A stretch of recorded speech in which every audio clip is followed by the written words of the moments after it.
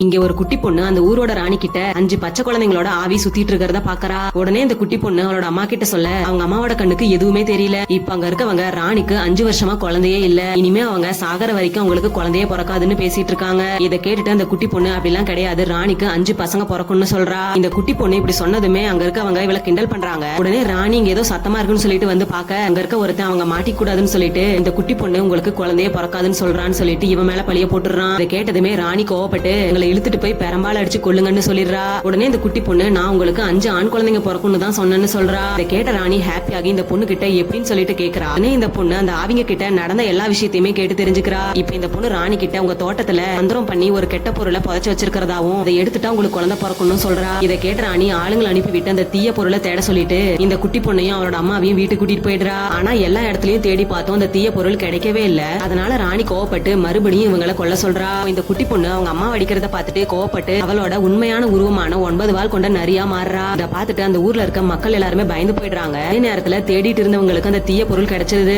இப்ப ராணி அதை எரிக்க சொல்றா. அதை எரிச்சதும் அடுத்த செகண்டே ராணிக்கு 5 ஆண் குழந்தைங்க பிறக்குது. அப்புறமா ராணி அந்த குட்டி பொண்ணையும் அவளோட அம்மாவையும் வரவழைச்சு மன்னிப்பு கேட்டுட்டு 5 மில்லியன் மதிப்புள்ள தங்க நாணயங்களை பரிசா கொடுக்கறா.